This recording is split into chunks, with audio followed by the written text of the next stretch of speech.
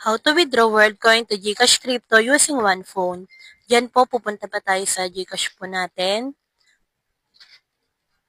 Open po natin siya. Tapos po dyan, makikita po niyo po yung view all. I-click niyo po yung tatlong tuldok. Tapos scroll down po, makikita niyo po dyan ang GCash Crypto. Pag open niyo po ng GCash Crypto, ayan po ang lalabas. Yan po. I-search po natin dyan ang WorldCoin. Yan, click po natin yan. Tapos po, i-click natin ang receipt.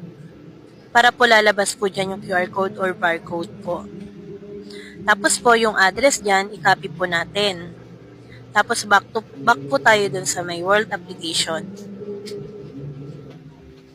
Open po natin, tapos punta po kagad tayo sa wallet.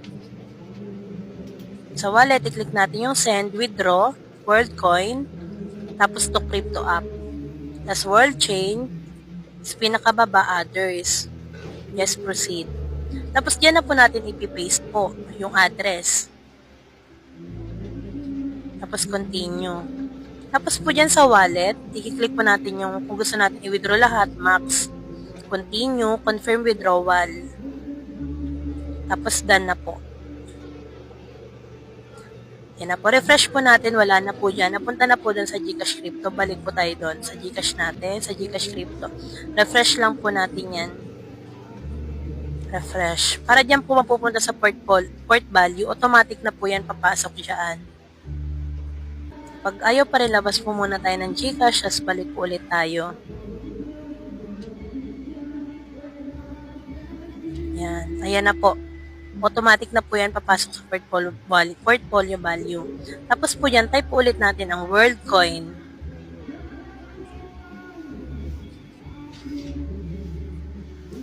Waiting lang po. Tapos, i-sell na po natin siya. I-type lang po natin yun na dyan sa World Balance.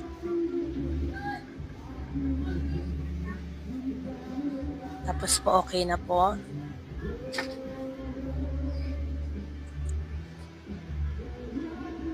Tapos sell na po ulit natin. Crypto trading po kasi yan, kaya po nagba-buy and sell po.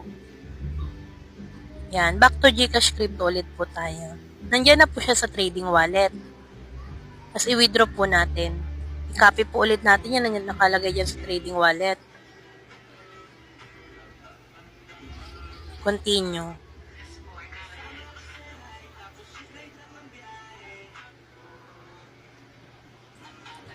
After po niya, may code po na lalabas sa Gmail po. Tapos po, yung code po doon na nakuha natin sa Gmail po, ilalagay lang po natin doon sa may code, sa may trading wallet po. Tapos po, automatic na po yun, mapupunta na po sa GCash natin.